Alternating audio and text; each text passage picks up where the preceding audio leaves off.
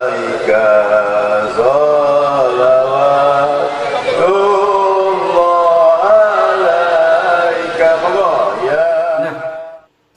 kepada peristiwa itu terjadi, menurut Ustadz Burhan yang berada di posisi di mana ramai-ramai atau suara-suara gaduh itu berada. Kenapa ini juga direncanakan? Mereka tidak ada yang berseragam FPI. Lalu dari mana Habib Ali ini tahu kalau yang terak-terak itu FPI? Assalamualaikum warahmatullahi wabarakatuh. Sahabat sekalian, masih ingat di ingatan kita ya, masih lekat di ingatan kita bahwa beberapa tahun yang lalu, kurang lebih kira-kira tahun 2015, adalah Kiai Nuril Arifin atau yang akrab disebut dengan Gus Nuril, yaitu pengasuh pondok pesantren Soko Tunggal. Beliau suatu ketika mengisi acara itu diusir, ya, mengisi acara pengajian diusir atau diturunkan dari panggung oleh seorang Habib, yaitu Habib Ali bin Husain As-Segaf ya kalau nggak salah, yaitu beliau sebagai pimpinan Majelis Taklim Nurul Habib ya. Nah kalau nggak salah, mohon maaf kalau salah ini. Insiden itu sungguh menyakiti hati warga Nahdien pada umumnya. Dan baru-baru ini saya menemukan bahwa ada seorang yang mengulas tentang kejadian itu, dan beliau ternyata langsung turun ke lapangan untuk menggali apa yang sebenarnya terjadi. Dan luar biasa, ternyata ya ditemukan, disimpulkan bahwasanya seolah-olah kejadian itu udah disetting sebelumnya. Dan ini sangat kurang ajar kan. Oleh karenanya mari kita simak penjelasan beliau tentang hal ini.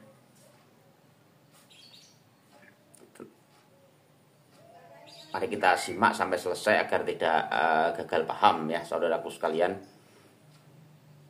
Assalamualaikum warahmatullahi wabarakatuh. Salam jumpa, salam sejahtera untuk Anda semua. Salam persaudaraan dari kami Ar9 Channel. Saudara-saudaraku, kembali saya menyapa Anda.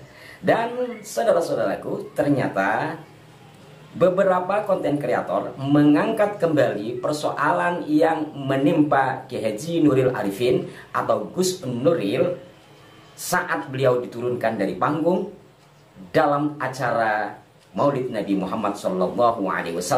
Peristiwa itu sangat mengejutkan, dan kebetulan mungkin saya satu-satunya orang yang melakukan investigasi tidak lama dari peristiwa itu terjadi.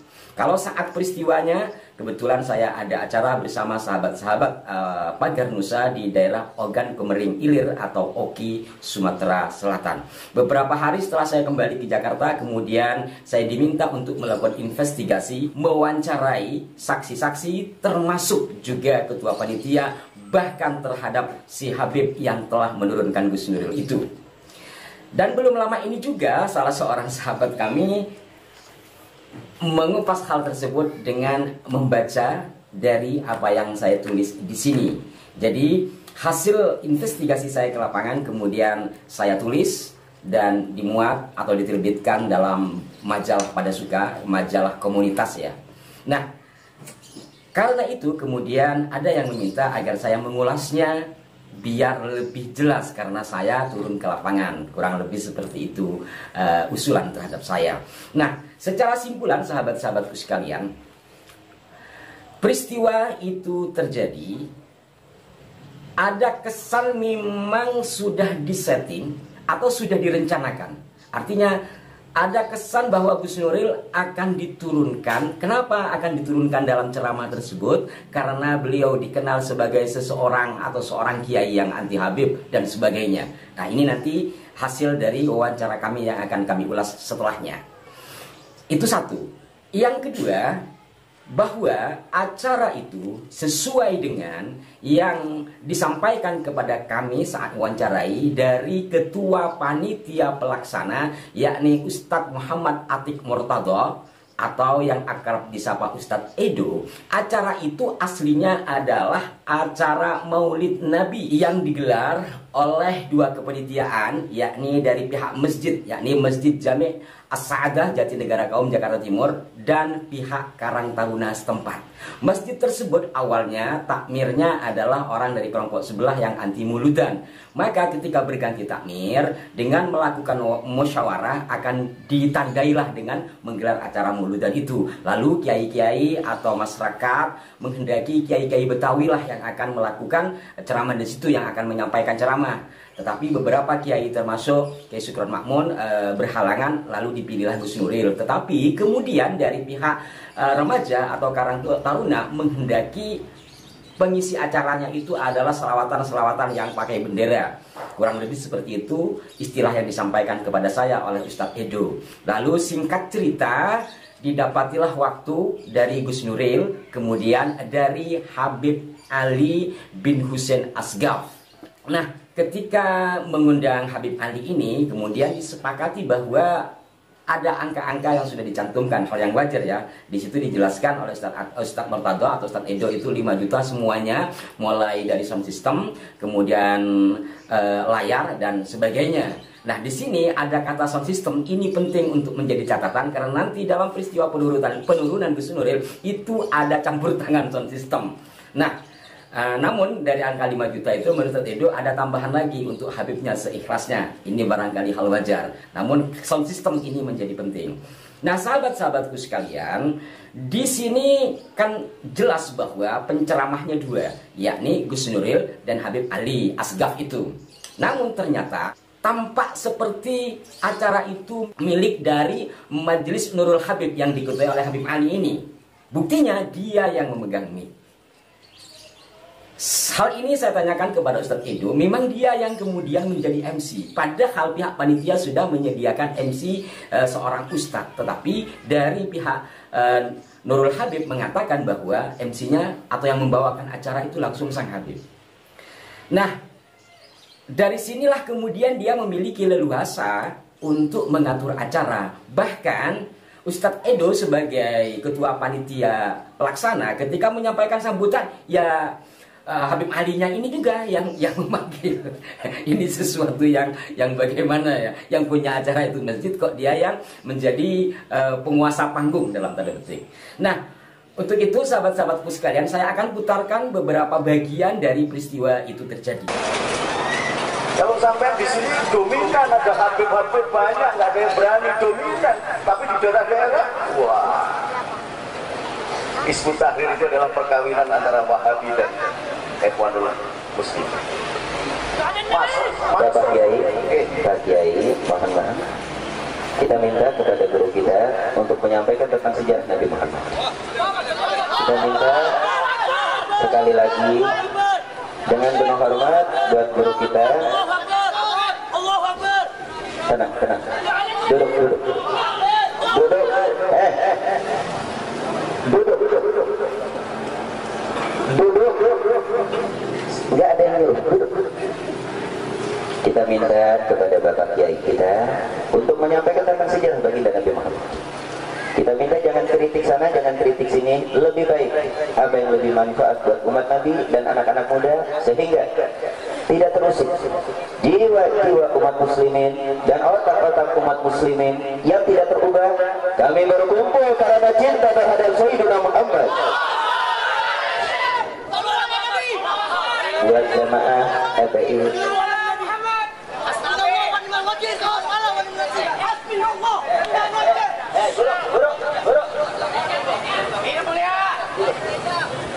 buat jemaah FPI, mau diwakilin kanan, mau diwakilin kanan.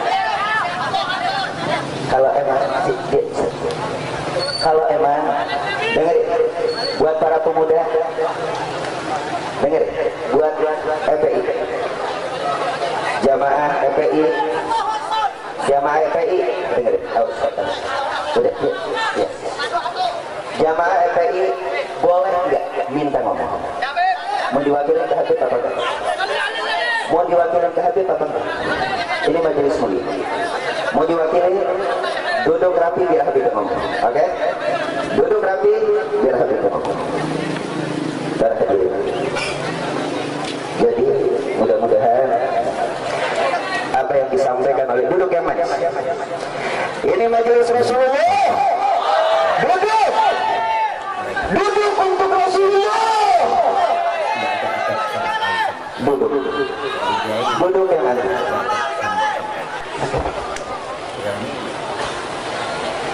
Buat anak-anak itu diminta ada. Serahkan. Duduk. Selalu ala Nabi. Buat Bapak Ustaz kita, terima kasih atas ceramahnya. Mudah-mudahan bermanfaat. Kita doakan mudah-mudahan selamat dan panjang umur. Hadirin bahwa kita selamat bersama ya Nabi istirahat sambil baca salawat. Bapak Kiai kita istirahat. Ya Rasul Istirahat. Assalamualaikum warahmatullahi alaika salawatullah alaika ya Nabi salam alaika ya Rasulullah. Assalamualaikum warahmatullahi wabarakatuh. Alhamdulillah. Nah, bagaimana sahabat-sahabatku sekalian? Mungkin Anda juga sudah menyaksikan sebelum kami tayangkan tadi ya. Kalau untuk video panjang Gus Nuril, kalau memang diperlukan, insya Allah pada edisi yang lain nanti akan kami putarkan. Nah, sahabat-sahabatku sekalian, ini saya akan berbicara kilasan kronologinya. Tadi bicara sound system. Sound system adalah milik dari Nurul Habib. Nah, ketika Gus Nuril itu berceramah, beberapa kali terjadi gangguan suara. Kurang banter, kurang keras gitu ya. Padahal sebelumnya itu normal. Ini juga disampaikan oleh asisten Gus Nuril, yaitu Ustadz Latif. Kemudian disampaikan juga oleh Ustadz Edo sebagai ketua pelaksana. Juga disampaikan oleh seorang saksi yang menurut saya ini kunci, yaitu Ustadz Burhan M. Nur. Dan dari Ustadz Burhan ini nanti banyak keterangan yang akan saya sampaikan kepada Anda. Itu dari mic. Nah, khusus kepada peristiwa itu terjadi, menurut Ustadz Burhan, yang posisinya persis berada di lokasi tempat keramaian yang orang teriak-teriak itu, ini Ustadz Burhan, menurut dia, sebelumnya sudah ada orang yang mengatakan kepada dia, kepada Ustadz Burhan, sebagaimana di awal tadi saya sampaikan ya, kenapa ini diduga disetting, diduga direncanakan. Jadi tiba-tiba ada seorang sahabatnya dia lah, kenalannya dia mengatakan bahwa ini panitia nggak bener nih, ini ngundang orang yang jil, dianggap Gus Nuril itu jil, jaringan Islam liberal, dan orang ini adalah orang yang suka jelek-jelekin Habib. Maka dipasanglah Habib Ali Asgaf ini, kan dia orangnya keras. Lihat aja nanti akan diturunkan. Ani sudah bawa pasukan banyak nih. Nah, Ustadz Burhan ini bingung, ini maksudnya apaan? Udah, diam aja inti dulu. Ya, saya diam, kata Ustadz Burhan ini. Gak lama kemudian ada sekitar 15 orang ya, yang teriak-teriak, yang disebut oleh si Habib Ali dari panggung itu diam-diam FPI, tenang-tenang. Padahal mereka tidak ada yang berseragam FPI. Lalu dari mana Habib Ali ini tahu kalau yang teriak-teriak itu FPI? Kalau sebelumnya tidak ada rencana. Ini indikasi yang sangat kuat. Tiba-tiba setelah ada teriak-teriak, diam-diam FPI apakah akan diwakili Habib? Kemudian dia berdiri. Padahal menurut Ustadz Burhan sebagai orang yang berada di posisi yang teriak-teriak itu, tidak ada orang yang berseragam FPI. Dan tidak banyak, hanya sekitar 15 orang. Kita kembali pada posisi panggung. Nah, ketika di posisi panggung, setelah akhirnya singkatnya ya Gus Nuril berselawat, lalu Gus Nuril diminta turun. Nah, ini juga bagaimana orang selawatan kok suruh berhenti dan disuruh turun. Ternyata kan si Habib ini kemudian assalamualaikum, tapi Gus Nuril tetap berselawat, dan hadirin terutama ibu-ibu menurut Ustadz Burhan itu tetap berselawat.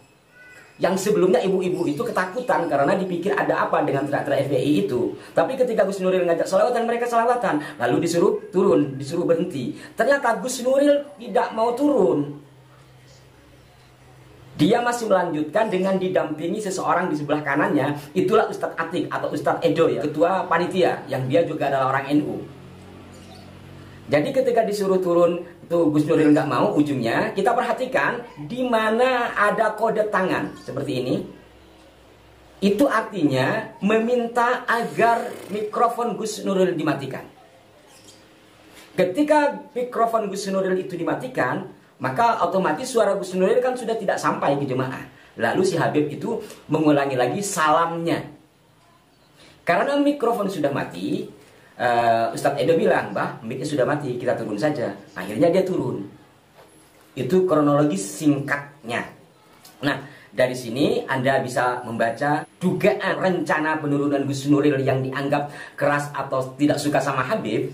Itu bisa kita terima. Dari sini kemudian si Habib kan langsung ceramah. Woi, si ceramahnya macam-macam lah. Ada comberan dan segala macam. Dan saya memiliki bukti-bukti itu karena saya mendapatkan video aslinya yang belum diapa-apai dari Ustadz Edo.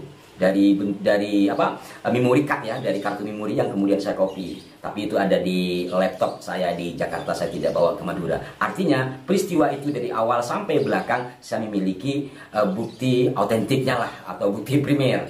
Kemudian setelah dari lokasi wawancara, yakni di wilayah Jakarta Timur ya, di wilayah tidak jauh dari lokasi masjid, setelah saya wawancara dengan Ustadz Edo, kemudian bapaknya, kemudian juga dengan Ustadz Burhan, ada satu lagi yang tidak mau disebut namanya.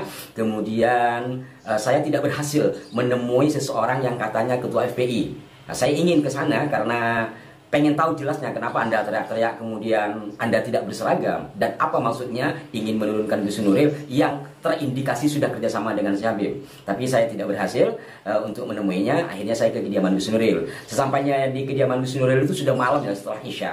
Saya tanya kepada Gus Nuril tentang hal ini. Gus Nuril di sini saya catat ya, beliau mengatakan, "Saya ini kan katanya kiai, itu ya ujian kiai. Kalau jadi kiai itu harus sabar. Tapi ini juga ujian santri. Santri juga harus loyal. Ini kan kode keras ya, kode keras." Saya ngobrol sama beliau bahwa akhirnya banyak juga kawan-kawan yang ingin turun balas dendam lah, tapi Gus Nuril tidak menghendaki itu karena ada hal yang lebih penting ketimbang ngurusin si Ali. Maksudnya Ali Asgaf yang nurin Gus Nuril, itu kata beliau. Ya, saya tidak berhenti sampai di sini. Beberapa hari kemudian saya kemudian mencari alamat Habib Ali bin Husin Asgaf ini. Alhamdulillah kemudian ketemu. Alamatnya itu daerah Ciracas ya. Kalau Anda di Jakarta, Ciracas itu wilayah Jakarta Timur, dari tidak jauh dari Pasar Rebo atau dari terminal Rambutan. Singkatnya, saya awalnya sendiri, tapi karena saya khawatir terjadi sesuatu dan kebetulan saya punya kawan yang tidak jauh dari wilayah Ciracas, saya minta tolong dia untuk menemani saya dan dia datang duluan. Kemudian ya khawatir terjadi apa-apa, minimal kan ada saksi. Singkatnya ya, sudah sampai sana itu maghrib ya, habis maghrib sampai sana. Dan kebetulan saya ingat waktu itu malam Jumat, karena pulangnya saya langsung ke majelis zikir ya, majelis zikir yang dikelola oleh sahabat kami di daerah Jakarta Selatan. Nah, singkatnya ketika saya ke sana, Habib Ali ini ramah sekali ke saya. Guru, bahkan panggil guru ke saya. Guru, begini guru. Dalam hatiku, kapan saya ngajarin ente, Habib? Singkatnya, saya tanya tentang peristiwa kenapa Anda menurunkan Gus Nuril. Itu berkali-kali saya tanya, tapi beliau, kalau saya tahu, sampean datang ke sini mau nanya itu, saya tidak terima. Kurang lebih bahasanya seperti itu. Persoalan Jatinegara sudah selesai. Saya coba pancing-pancing lagi, tetap jawabannya, peristiwa itu sudah selesai. Jadi nggak perlu dipertanyakan lagi. Akhirnya dia mengatakan juga, saya masih ingat ya, dan dia minta tidak direkam lagi, minta untuk tidak foto. Mungkin akhirnya tahu setelah sebelumnya saya manggil saya guru, mungkin akhirnya dia tahu kalau saya wartawan kan. Dia katanya sudah ada koordinasi dengan Gus Mahmud. Gus Mahmud itu ketua Banser Jakarta Timur. Karena sudah ada pembicaraan seperti itu dan dia katanya ada pengajian, ya sudah, habis Isya atau sesudah Isya ya kurang lebih, kemudian saya pamit pulang. Dan itulah sahabat-sahabatku sekalian, dari peristiwa ini Anda bisa membacanya bagaimana dan seperti apa peristiwa-peristiwa di antaranya yang menimpa Gus Nuril. Dan mohon maaf karena ini bentuknya kertas ya, saya tidak bisa mencantumkan di kolom deskripsi ya. Tapi intinya saya masih memiliki rekaman wawancara saya dalam bentuk mini kaset ya. Saya waktu itu memiliki tape kecil, tape wartawan kecil, itu masih belum musim handphone yang bisa ngerekam secara bagus. Dan saya juga memiliki bukti-bukti yang lain. Artinya apa yang saya sampaikan berdasar data sesuai dengan yang saya wawancarai di lapangan. Semoga bermanfaat dari apa yang saya sampaikan ini dan menjadi pelajaran bagi kita semua. Tiada maksud untuk memanas-manasi bahwa jangan sampai peristiwa ini terulang lagi. Sampai jumpa. Wassalamualaikum warahmatullahi wabarakatuh. Waalaikumsalam warahmatullahi wabarakatuh. Begitulah pemirsa penjelasan dari channel Arah 9 ya. Beliau tuh langsung turun ke lapangan untuk menggali informasi sebenarnya apa yang terjadi. Dari penjelasan beliau ini memang benar ya, layak kita mencurigai atau berkesimpulan bahwa proses penurunan Kiai Haji Nuril Arifin atau Gus Nuril ini udah disetting sebelumnya, ya kan? Dan ini sangat kurang ajar sekali, ya kan? Sangat kurang ajar sekali. Dan memang di sini seolah-olah ya para oknum habaib ini yang bikin penasaran kita adalah semoga nanti ditayangkan oleh Arah 9 video asli yang belum diapa-apain itu, atau termasuk ceramahnya Habib Ali tadi, Ali Assegaf yang sok apa ya, sok alim lah, sok baik, sok beradab, ya kan.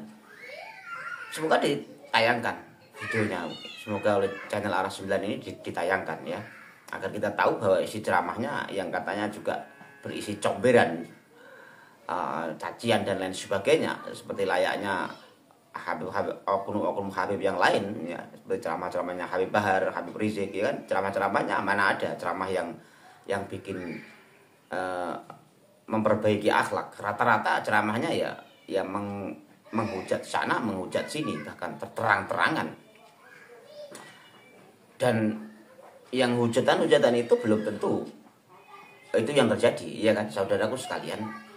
Oleh karenanya ini ya benar, semoga menjadi pelajaran bagi kita semua ya, untuk kita sebagai santri harusnya loyal pada kiai ya. Jika ada kiai kita diperlakukan seperti itu ya, kita harus sikap kita melindungi kiai ya, terutama para banser itu kan udah dididik ya, memang slogannya untuk melindungi kiai ya.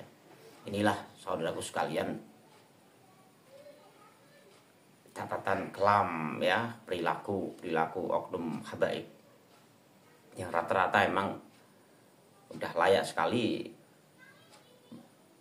Presiden Jokowi ini membubarkan FPI ya, yang perilakunya emang selama ini kita ketahui bahwasanya menimbulkan keresahan, ya kan. Terbaru ya, kemarin terbaru juga Habib Rizik, ya kan, mengatakan bahwa mereka mendukung khilafah.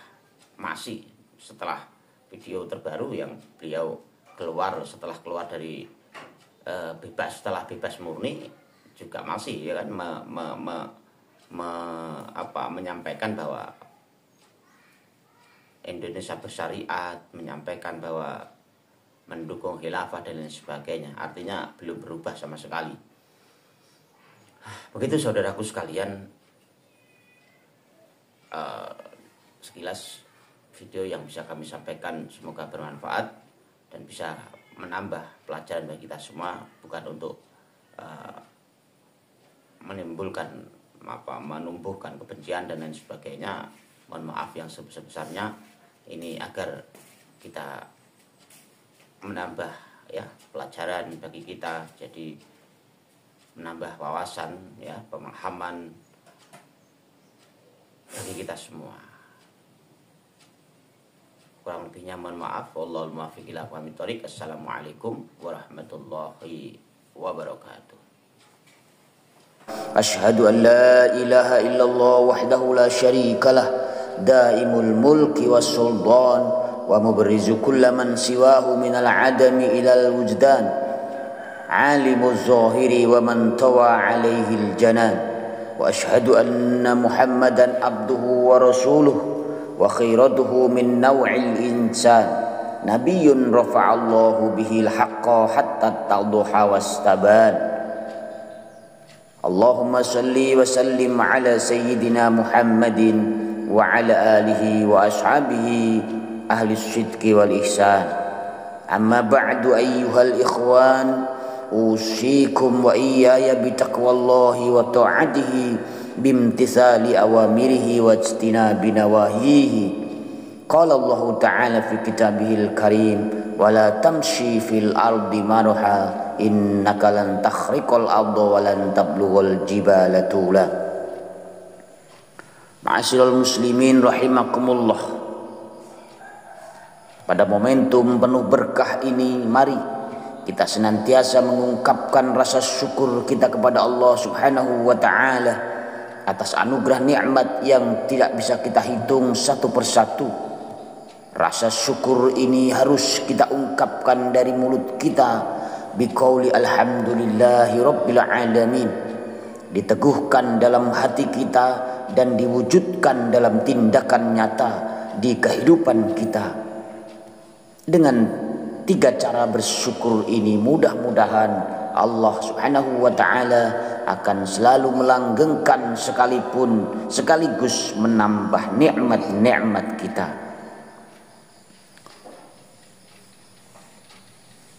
Selain mengingatkan untuk senantiasa bersyukur, khotib juga mengingatkan kepada diri khotib pribadi dan umumnya kepada para jamaah untuk senantiasa meningkatkan dan menguatkan ketakwaan kepada Allah Subhanahu wa Ta'ala dengan menjalankan semua perintahnya dan meninggalkan segala larangannya.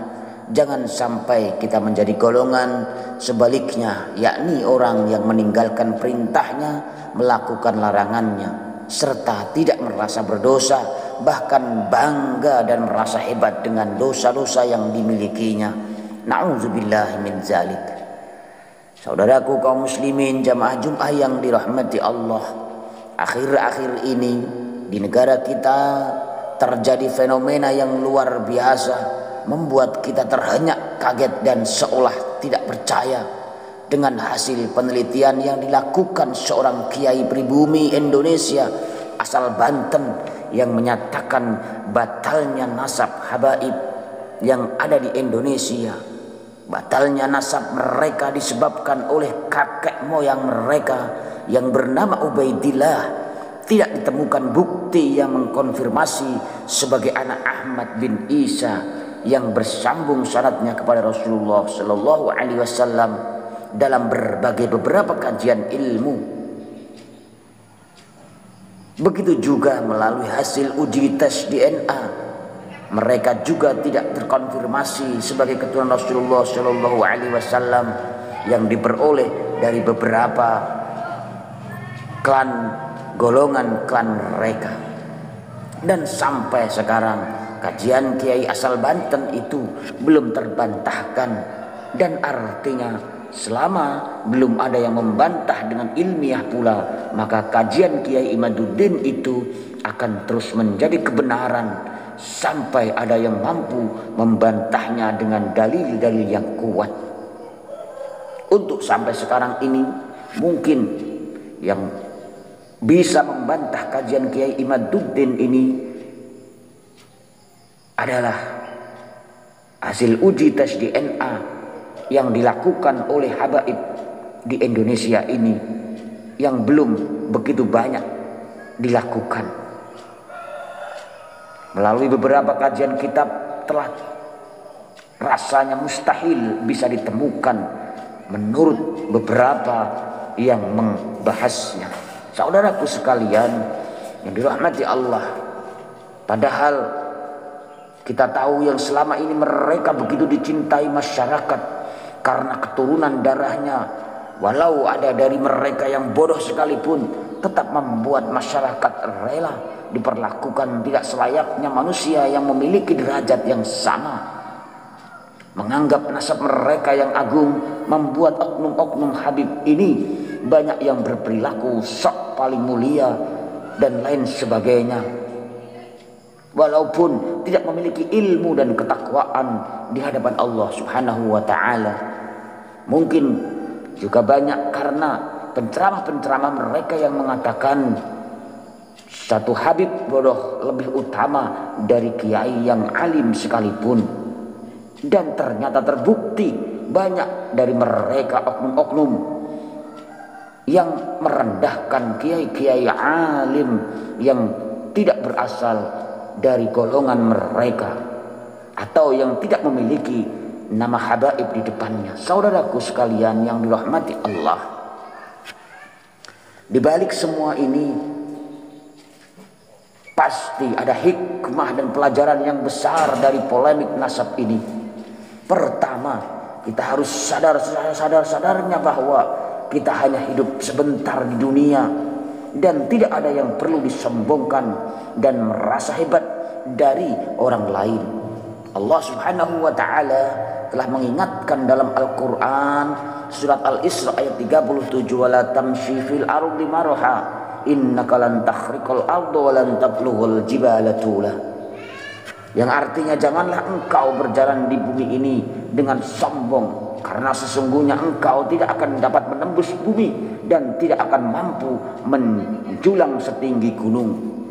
Saudaraku sekalian, ayat ini mengingatkan kepada kita agar tidak sombong dan menjauhi sikap membangga-banggakan diri serta merasa paling hebat dari orang lain, terlebih merasa hebat dari Sang Khalik Allah Subhanahu wa taala.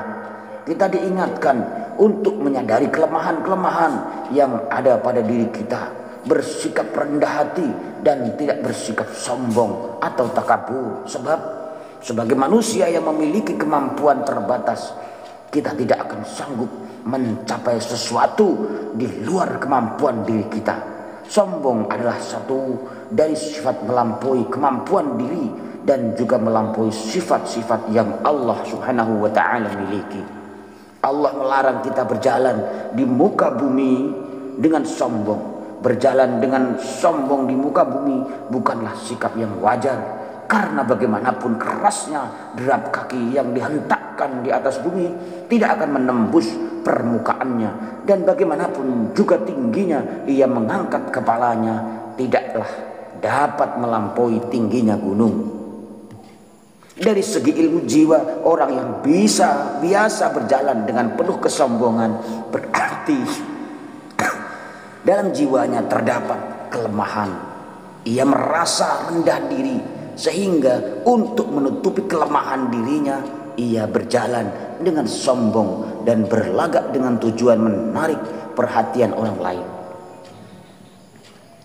Saudaraku sekalian, dari segi ilmu jiwa, orang yang biasa berjalan dengan penuh kesombongan berarti dalam jiwanya terdapat kelemahan.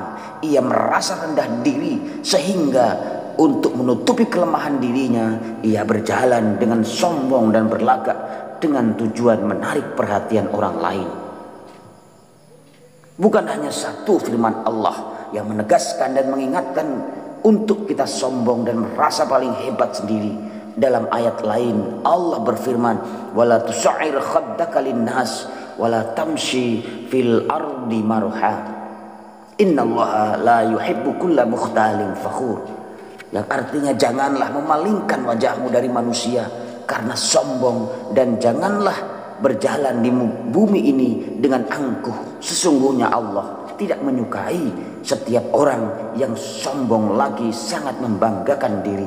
Al-Quran surat Luqman 18. Saudaraku sekalian yang dirahmati Allah, dalam tafsir Kemenak RI disebutkan bahwa ayat ini mengingatkan kita untuk mengedepankan akhlak dan budi pekerti yang baik kepada sesama manusia.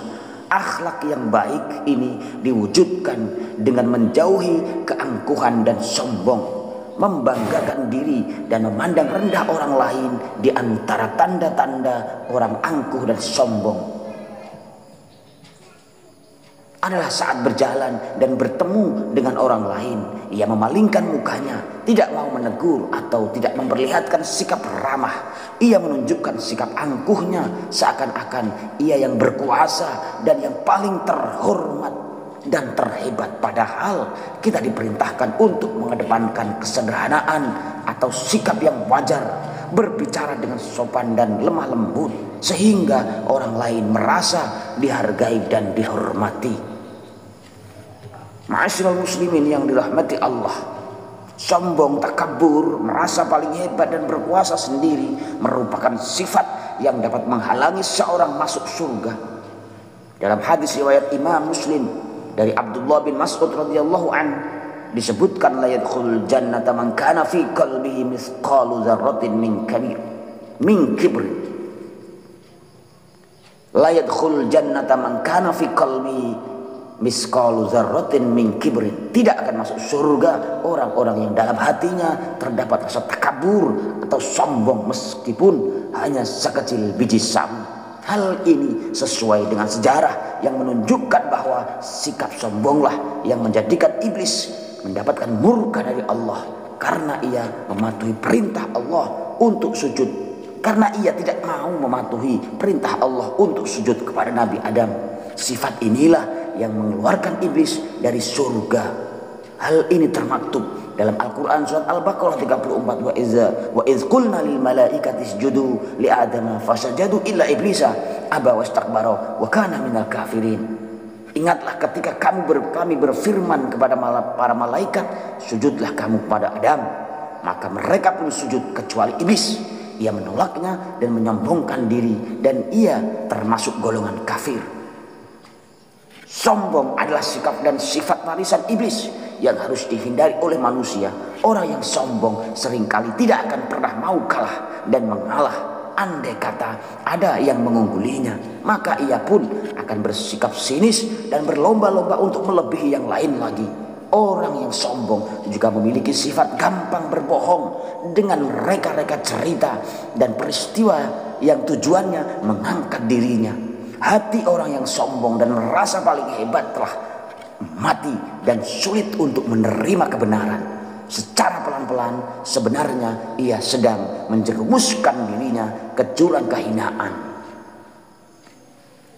Ma'asyiral muslimin yang dirahmati Allah,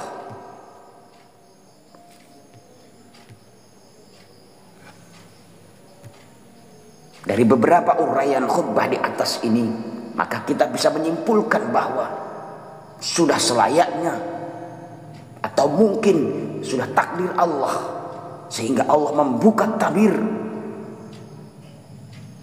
atau merendahkan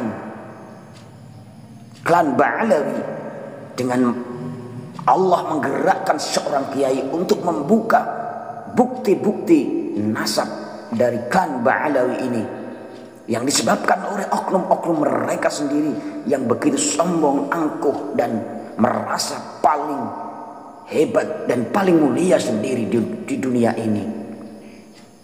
Bisa jadi ini adalah kehendak Allah untuk mereka segera sadar dan kembali kepada jalan yang benar. Oknum-oknum mereka inilah yang merusak sendiri klan Ba'alawi atau klan mereka sendiri. Kaum muslimin sekalian yang dirahmati Allah, semoga kita semua bisa menghindari sikap sombong dan merasa hebat sendiri. Karena sikap sombong ini adalah sikap turunan dari iblis, seperti tergambar dalam Al-Quran saat iblis tidak patuh terhadap perintah Allah, tidak mau bersujud kepada Adam dan lain sebagainya. Sikap sombong iblis inilah yang menghantarkan mereka dikeluarkan dari surganya Allah Subhanahu wa ta'ala dan akan memasuki atau menghuni nerakanya Allah Subhanahu wa ta'ala. Oleh karenanya semoga kita semua termasuk orang-orang yang dijaga hatinya untuk tidak menyombongkan diri dan merendahkan yang lain. Barakallahu li wa lakum fil Qur'anil azim wa nafa'ani wa iyyakum bima fihi minal ayati wa dzikril hakim wa taqabbala minni wa minkum tilawatahu innahu huwal ghafurur rahim.